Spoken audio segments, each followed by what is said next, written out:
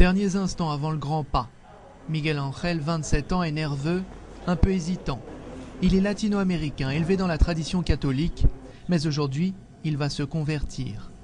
Après la prière aux côtés des fidèles de la mosquée Omar, Miguel Ángel prononce la shahada, la profession de foi musulmane, en arabe, en anglais, puis en espagnol, guidé par sa compagne, elle aussi convertie.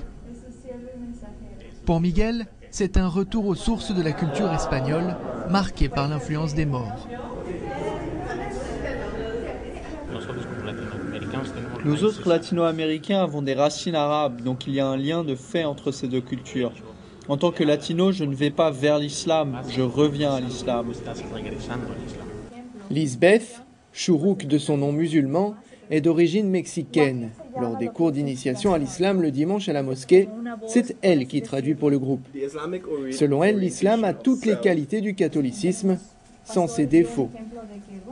Il n'y a pas tout le dogme, tous les personnages et les images de la Bible. Il n'y a que l'amour de Dieu. C'est la plus grande différence, mais sinon nous partageons la foi, la croyance dans les anges, les prophètes, la bonne conduite et le respect des aînés.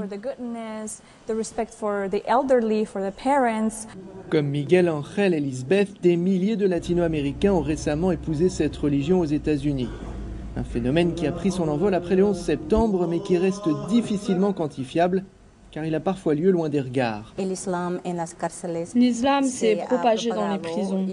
Ça a commencé par les Afro-Américains et s'est étendu aux Latinos. C'est quasiment impossible d'avoir des statistiques précises sur le nombre de Latinos qui se convertissent en prison. Mais nous savons qu'il y en a.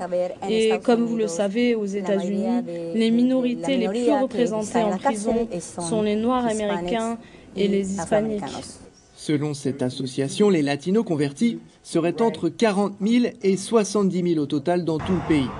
Chaque semaine, rien que dans cette mosquée, dans un des quartiers latinos de Los Angeles, plusieurs hispaniques viennent prononcer la shahada.